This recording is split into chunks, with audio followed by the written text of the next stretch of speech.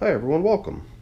I'm down here in my wormery, and my African night crawlers that I got from Northeast Worms are what I've got on the schedule for being fed today. It's been a week since they were last fed, and the worms don't reside only in this container. Over time, I've been gradually hauling out adult worms from this system, and I've been populating this system over here. So this system's been in service for 111 days now. This one's been in service for 65 days. And I left our last check-in on these worms a week ago with sort of a promise to look into this, or at least think about this situation a little bit further in terms of this experiment we've been doing. The experiment really has the objective of trying to keep large worms large, and the cited explanation for why they are unable to remain large is because of the encroachment of the baby worms into the space of the large worms, and then the large worms either lose mass or are inhibited from growing large in size because of the presence of the baby worms. And the whole idea is to move them into this other container separate from where the babies are now hatching, in the interest of preserving their large size, or at least maybe even setting the stage for them to be able to grow large in size. So I ran some numbers, I went into my spreadsheet, and I tallied up a bunch of information about these two systems just to try to help me get my mind around it. And basically, you can already see these couple familiar numbers I mentioned earlier, 111, 65. That's the age of each of these bins at this point. And 46 over here indicates the age of the older bin when we did the first haul out of worms. And what I'm showing down here are actually my estimated numbers for how many worms we pulled out on each occasion.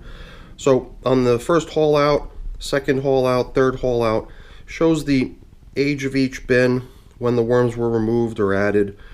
And the last little number that you see in here in parentheses is just the number of feedings that have gone into each of these bins over the course of its lifespan. So I'm going to be checking in on these systems now. This older bin here, the 111-day-old bin, is going to get fed after we do a final haul out of worms, and at that point the real question remains of who it is that we're feeding. It seems a little nebulous, but I believe the best way to think about that is that, yeah, you got a whole bin full of cocoons and, baby worms that are yet to hatch, possibly little babies that have already hatched but are so tiny that you can't barely see them. So whatever food we're putting in there is really intended for them, I believe, at this point. But it's a little weird, it's a little counterintuitive, because if I were to say, now we're foraging in that bin, the question goes back to, well, who is foraging and when? So whatever, that leads us to the newer bin. And, at the age of 65, if the right thing to do would have been to haul worms out of there by now, like we did in the other one starting at the age of 46, then we're already behind the 8 ball on something that should have already been happening in this newer bin. So I still feel like I'm trying to get my mind around how this whole thing works and how I can best implement the whole plan. But I just figured I'd share really quick what I've got going on here as far as the numbers. But we're going to get to work on these now and take care of getting feeding number 15 in there after we do a final haul out. And after we feed the newer bin, we'll release the worms that we're relocating. So let's get to work. So my little clear plastic tray here is what we're going to use to do the haul out of the worms with. And then as far as feeding the worms, or whatever's left in here, I'll have to shoot up to the refrigerator to get some stuff to throw in here. I know I've got a couple days worth of coffee piling up, so coffee will probably be part of what I put in here. And I got some other stuff too. But we'll have to sort of gauge what seems like a good realistic feeding to put into a system like this, where we've pretty much depopulated it already. And we know that we're kind of laying down the feeding for what's probably a sort of a future population in the bin. But, if you look around, you can certainly see there's no shortage of leftover bits of kind of bedding materials, probably food scraps.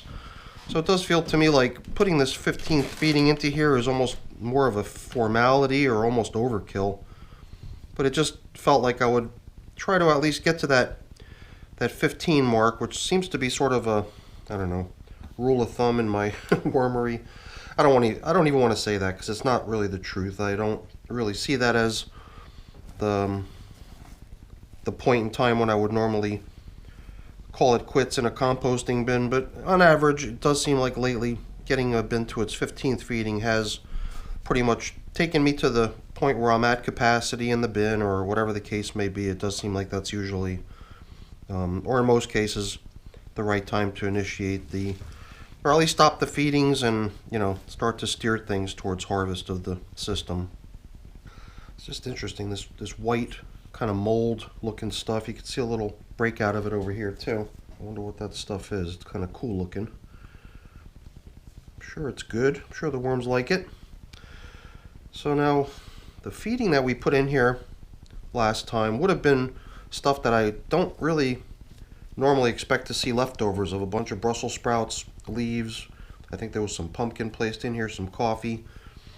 So it's my guess that we'll probably find very few leftovers. And it does seem to be the case, because I'm thinking that we're probably already down deep enough to the point where we probably would have already bumped into some leftovers. I think all we're really seeing is some leftover bedding bits here and there. It's funny, this stick last week, its end of it got jammed sort of into the material, and then I sort of sprung it into like a rebounded position by pushing things around, and then it shot all kinds of castings material all over my table. So this is like our little catapult stick from last time, and I'm going to help it break down by busting it into some pieces here. So I've already spotted a few worms here and there, and I think it's best just to get right down to the extraction of the worms. And here again, I feel like I should follow some sort of a systematic method, so I think I'm going to kind of go from one edge to the other and just disregard the ones that I've already noticed over in the middle. We'll get to them in a moment. But I figured I would just sort of go left to right from my point of view here, see what I could find, and just sort of scan the entire bin left to right and see how many worms we can extract out of here.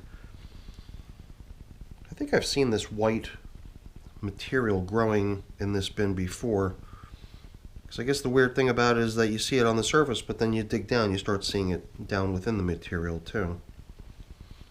And as you probe around, you definitely find lots and lots of leftover bedding materials, leftover food, sticks and stems. I got a feeling that this bin is going to do just fine without any feedings for quite some time. And it will be kind of interesting to observe how all this material does break down over time. But I think what will be even more interesting is seeing sort of, a population spring out of nowhere, because, in theory, what we're going to be doing here is pulling out, as many worms as we possibly can, and leaving behind only what would be considered really like a tiny baby juvenile worm, and obviously any worms that are still nestled within their cocoons and have not yet hatched.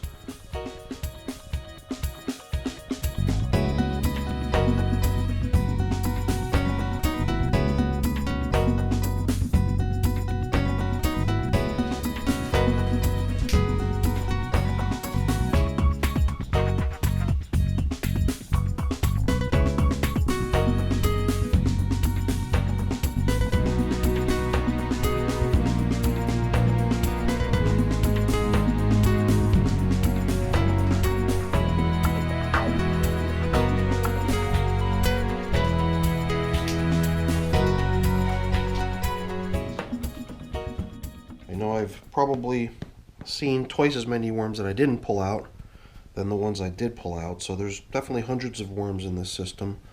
And if there's that many little ones, you know that there's going to be just a whole bunch more coming right behind them too, probably well on the way.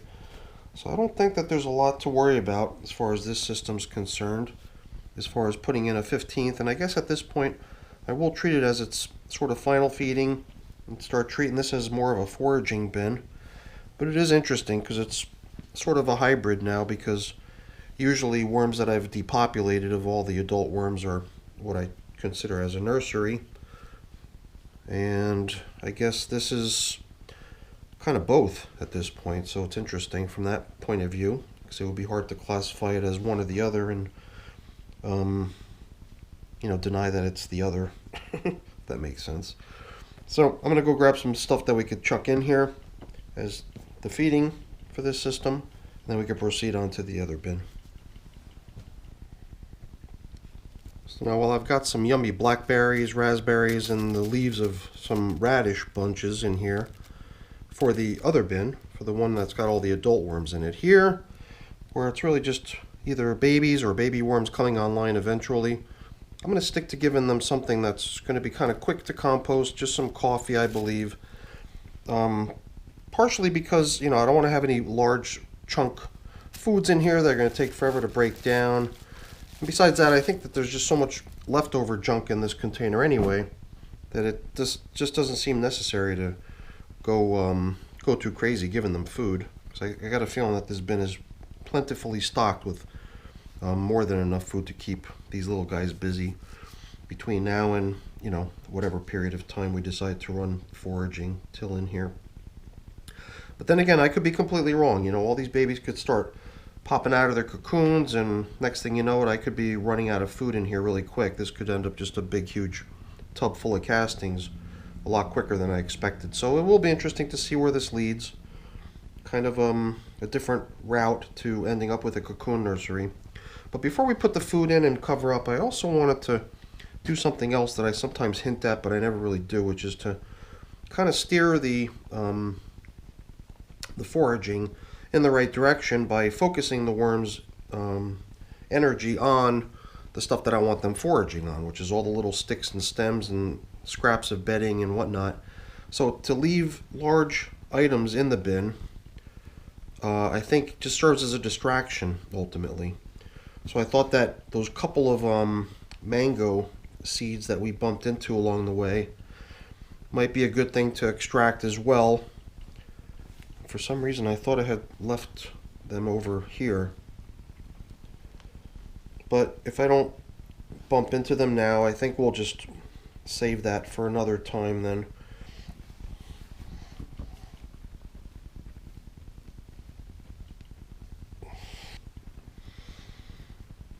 Well, you know what? I gave it a good try, but I couldn't locate either one of them. I know that there was that little small one that I kind of pried the material out of, scooped out the castings to see what was in there. Then there was another one that was fairly intact still. It seemed like it had just sort of cracked open, and it seemed like worms were just beginning to infiltrate it. So I know for sure that there's 2 mango seeds in here, each at a different stage of its decomposition, but I'm not going to go make a federal case out of not finding it here. I think we'll just leave it.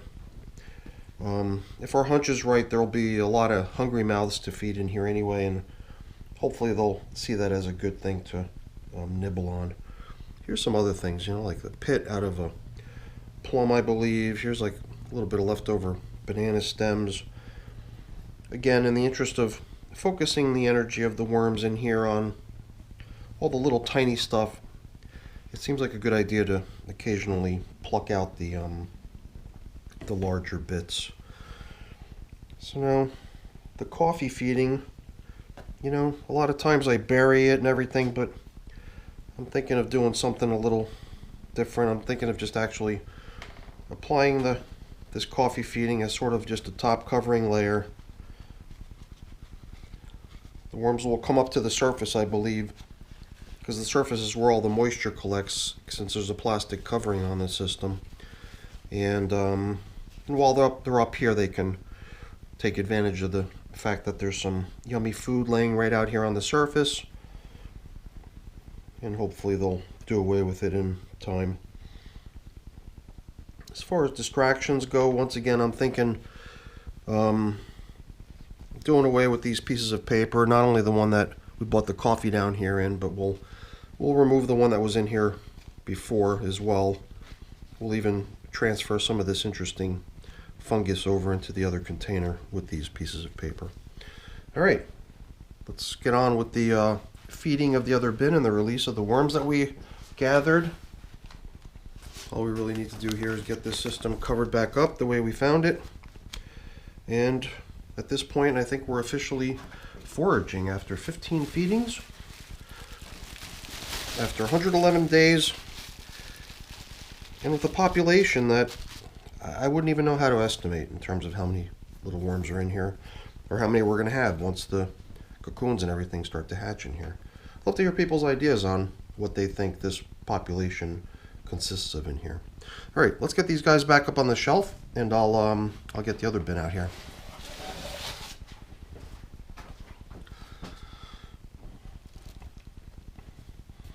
So in here it's going to be much more routine of a check-in with basically a feeding, enhanced slightly with just a quick release of a few worms, not even 200 worms, into this to build up the population to some new number, which at this point I believe would consist of not only the worms that got hauled out from the old bin into the new, but at this point, after 65 days, you'd probably have to also factor in the pretty good chance that worms have been reproducing and expanding their numbers in here as well.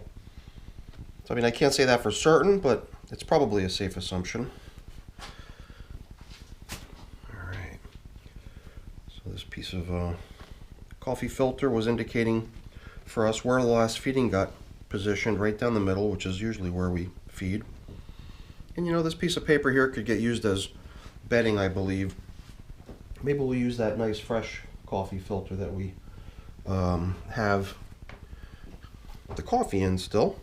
We'll use that to mark where we last fed. And all those other coffee filters, those can go in as supplemental bedding.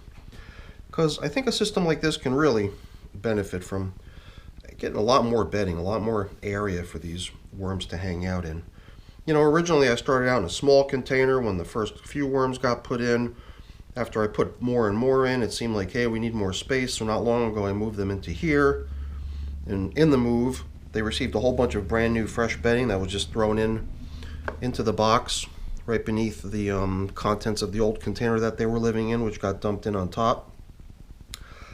And it just feels to me like we could, you know, very easily fit a whole lot more bedding into here. Maybe not, you know, maybe not terribly important, but there's room for it, and I think it would just, in the end, result in the worms feeling a lot more comfortable with a whole lot more space in which to roam, you know, not feeling crowded. So the food we gave them last time, it's hard to say. I think it was same as what was in the other one. Yeah, we came down with pumpkin, we came down with Brussels sprouts, we came down with coffee. And I believe what we're seeing here is some of the leftover chunks of some of that stuff.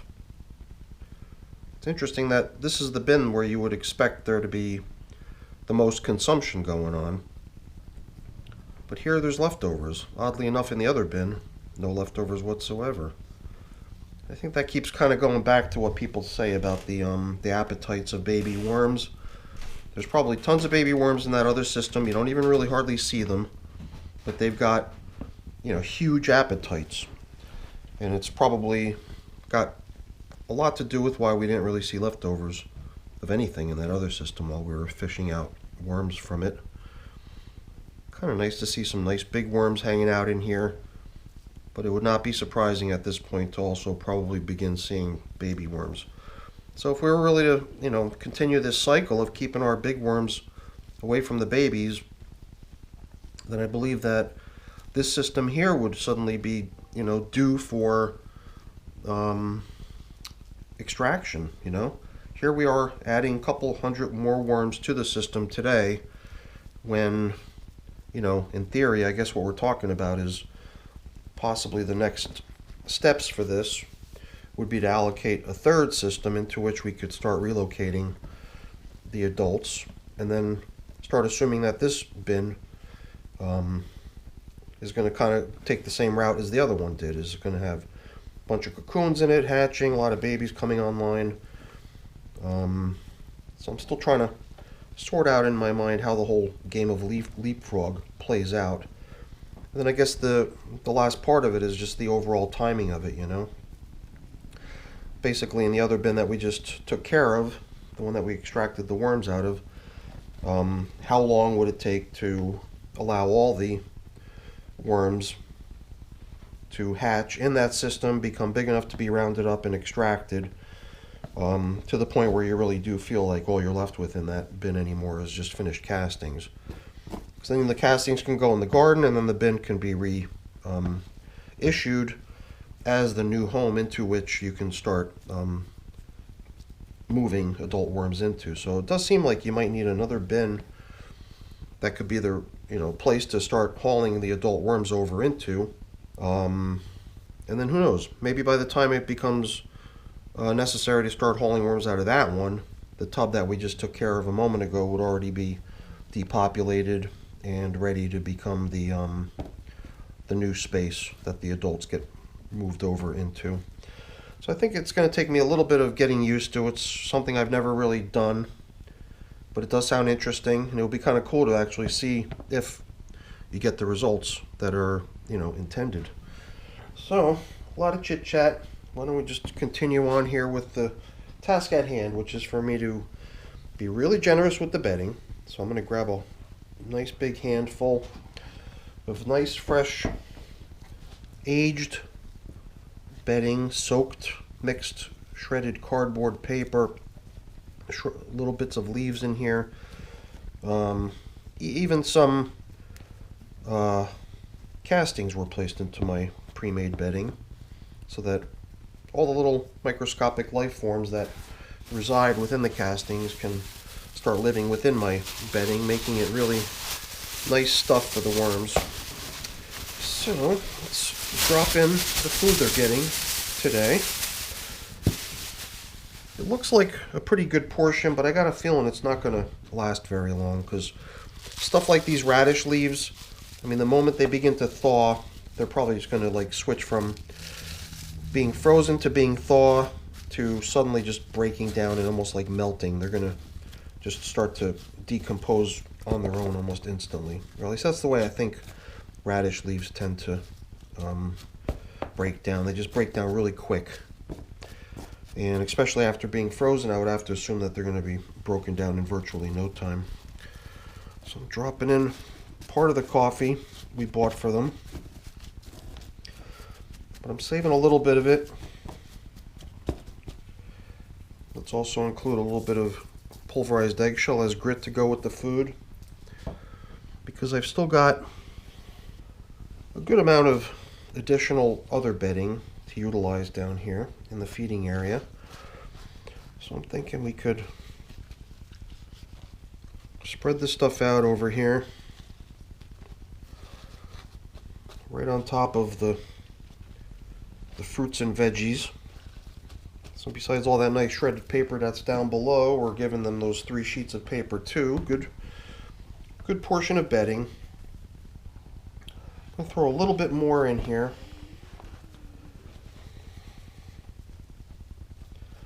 So that when we put the last of the coffee in, the coffee has a little sort of counterbalance. The coffee is pretty much like a pure nitrogen minuscule food source. I think if we blend it in with a lot of finely shredded carbon-based paper, it should provide a pretty good balance, hopefully.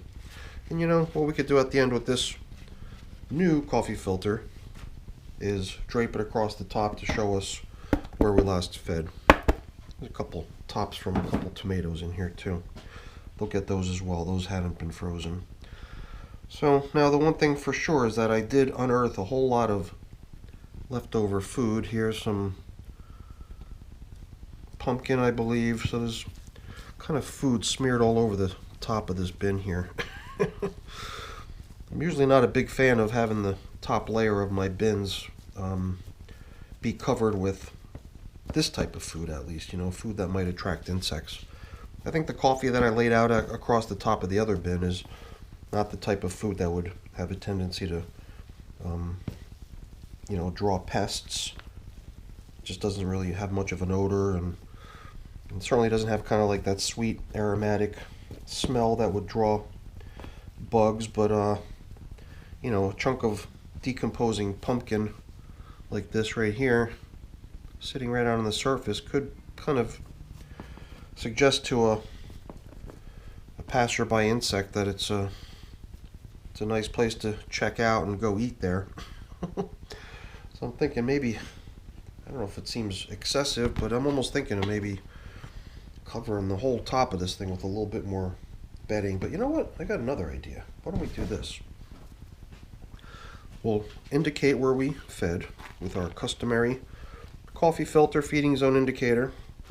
But then these newspaper pieces that were covering things up over here, I think one of them might be folded up in such a way that we might be able to make it larger and spread out across the entire top. So I think we'll try that at the end. But before we're ready to pack things up and put it all away, we have one final thing to do here, which is to bring over this final haul out of worms from the other system, release them into their new home, and then we can get things buttoned up here. So why don't we let these guys loose here now, and we'll regroup shortly once they've made themselves at home.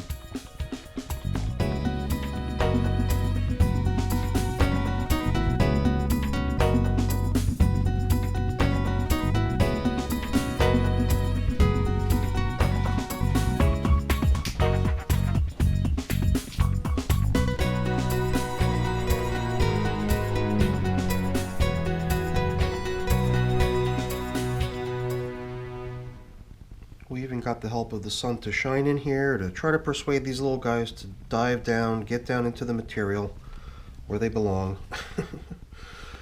So I think we're more or less done here. Let's see what we could do with these pieces of paper. One of them, something rings a bell. Like last time it felt like it was actually a folded over piece of paper, but I was having a hard time separating the sheets. Might have the same story here today. It just seems like any sort of tension I put onto the paper results in it tearing. Somehow it seems that pulling apart the two sheets from each other might not be as easy as it sounds. Over here though, I could see where the fold occurs. Aha. That's what famous saying that you always hear in Hungarian language. I don't know if it's got an English equivalent, but in Hungarian it's to overcome the obstacle with the energy or the strength of your brain, not with the strength of your brawn. So it's ASL minterővel, so preferably with brains rather than brawn, basically, to solve problems. So I think our aim was to try to increase coverage, because this piece was the larger one. That folded in half piece was somehow not covering as much. I'm not even sure if this is also two sheets or is it a single sheet.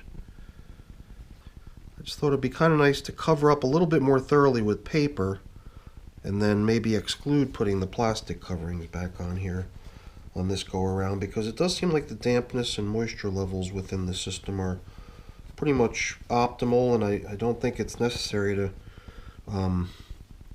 keep it so damp. I don't know, just my gut instinct says to let it get a little drier now rather than letting it get even more wet.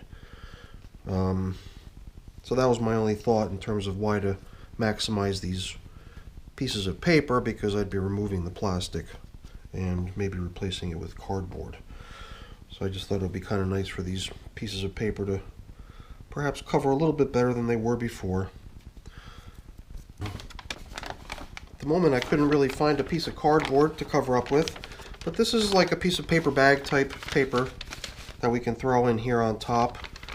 Maybe we can even fold in the edge so that it lays flat.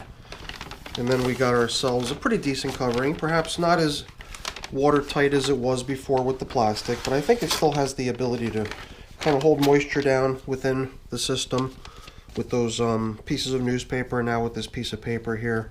Still allowing for a little bit of ventilation around the edges, but I think it's probably going to do the system good to to lose the plastic for a little while, maybe allow this material to dry off a bit. But I think we're done here. All right, everyone, that's pretty much it. Hopefully you enjoyed the video. If you did, as always, please remember to leave me a thumbs up. That's always really appreciated. And if you haven't done so already, please also consider subscribing to the channel too. That's really appreciated as well. All right, everyone, have a great day. Thanks for watching.